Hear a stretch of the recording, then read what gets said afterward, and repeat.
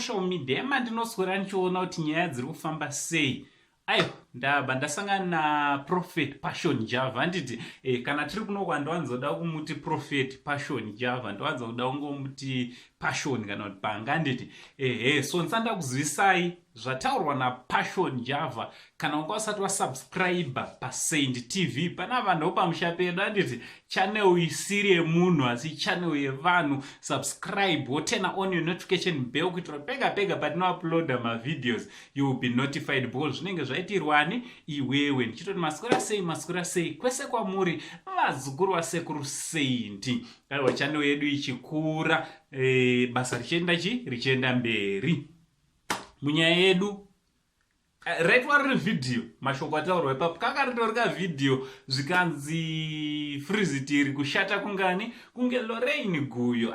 Lorraine Guyo muzukuru wangu ari pama1 munhu anenge angoda kungowana munhu wekuwanzira ashaya wekuwanzira sei vachingowanzira Lorraine Guyo. Pakamboita mafotos akambobuda vanhu vakati Passion runyere kupe rwaitozoni Prophet Passion Java na Lorraine Guyo vanenge pane kakutsotsana bhinzi kanenge kakaitika. Ameno inyaya dzemastreets. Anditi so a lot of people vari kuti takambokutaurira yana low kuti zvipere zvakanaka, ona zvava kuitwa na Passion Java akukuwanzira paruzhinji pajekerera kuti hunake. Ndochandanga ndikuvigirewo vazukuru kuti munofungewo na Passion akuti nhasi kana vasina kutsotsana bhinzi arinoiziva sei kuti Lorraine hanake.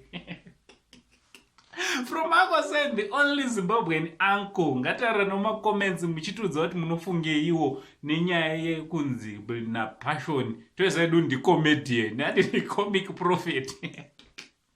Kwanzi lolo hanake.